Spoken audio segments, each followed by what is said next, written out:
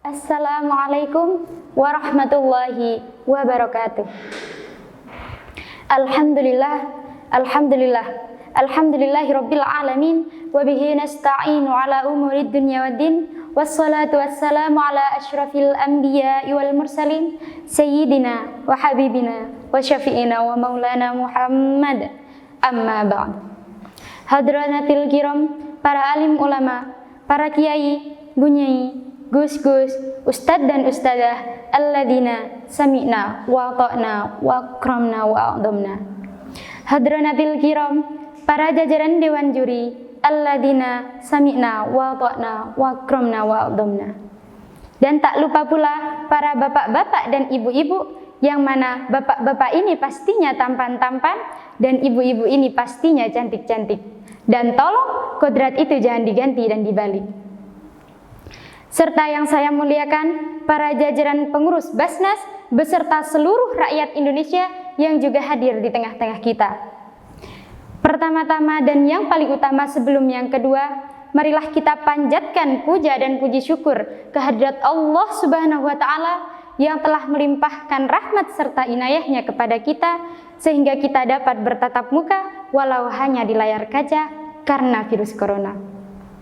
Puji syukur kehadirat Allah Subhanahu wa Ta'ala yang telah menciptakan kita berpasang-pasangan, pun menciptakan seorang perempuan terlihat romantis, bentuk alisnya bagai semut yang berbaris-baris, senyumnya yang manis membuat iman menipis hingga bikin dompet tipis.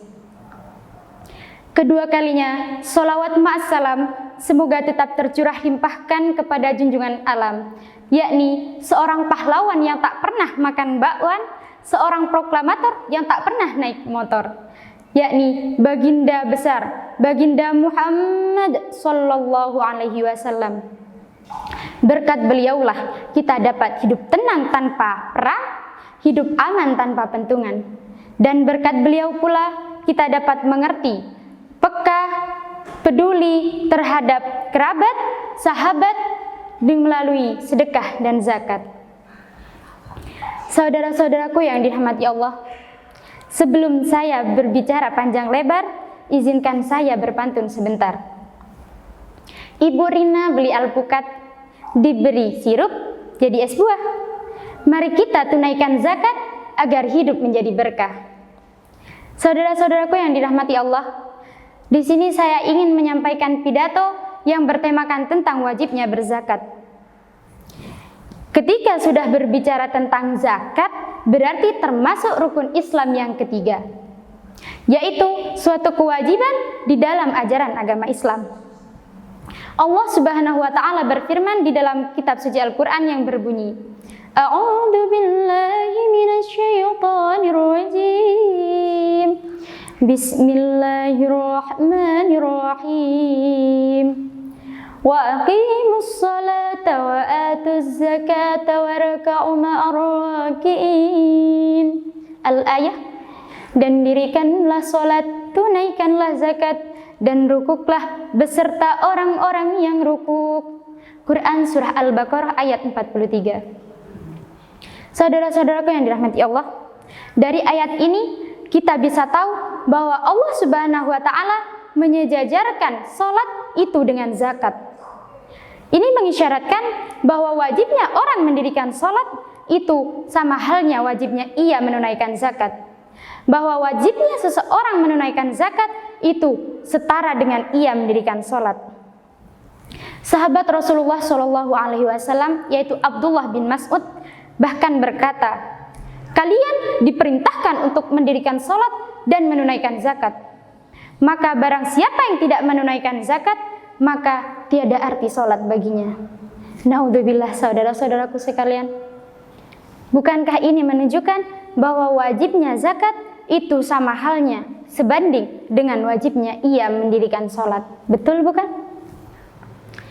Berarti saudara-saudaraku yang dirahmati Allah, seorang muslim bukan hanya ia harus menjaga hubungan vertikalnya dengan Allah melalui ibadah pribadinya, tetapi ia juga harus menjaga hubungan horizontalnya dengan sesama manusia melalui sedekah, berbuat baik antar sesama, pun melalui zakat. Saudara-saudaraku yang dirahmati Allah, Perlu kita ketahui, ada berapa macam sih harta yang wajib dikeluarkan zakatnya? Yaitu ada 4 macam harta yang wajib dikeluarkan zakatnya. Yang pertama, yaitu pada harta yang keluar dari bumi, contohnya seperti gandum, kurma, dan lain-lain. Kemudian yang kedua, yaitu pada hewan ternak yang digembalakan pada padang yang bebas. Contohnya seperti apa? Seperti kambing, unta, sapi, dan sebagainya. Kemudian yang ketiga, saudara-saudaraku yang dirahmati Allah, yaitu pada emas, perak, barang-barang perniagaan. Terus, lalu kemudian yang keempat apa? Yang keempat yaitu pada tanah, bangunan, mobil, dan barang-barang yang dikhususkan untuk diperjualbelikan. Bagaimana saudara-saudaraku yang dirahmati Allah? Jika seandainya di Indonesia ini melaksanakan zakat sama halnya seperti sholat, maka orang yang melaksanakan zakat, ia yang menyalurkan zakatnya kepada orang yang berhak menerimanya, maka ia telah mampu mensejahterakan kehidupannya, bahkan mampu mensejahterakan kehidupan orang lain. Namun saudara-saudaraku yang dirahmati Allah, sangat disayangkan sekali. Mengapa? Banyak sekali azab-azab bagi orang yang pelit terhadap hartanya dan tidak menzakatinya. Maka barang siapa orang yang tidak menzakati hartanya, walaupun itu harta simpanan, maka ia akan mendatangkan siksa yang pedih, azab yang pedih, yaitu siksa akhirat, siksa neraka. Na'udzubillah. Saudara-saudaraku yang dirahmati Allah, jika seandainya seluruh umat muslim memperlakukan zakat sama halnya seperti sholat, maka kemakmuran, kesejahteraan bangsa hampir akan terjamin. Sejarah telah mencatat bagaimana zakat mampu memakmurkan suatu bangsa hingga tak ada lagi orang miskin. Dan bila ini terjadi di Indonesia, maka Indonesia akan menjadi negara yang makmur seperti halnya negeri Sabah.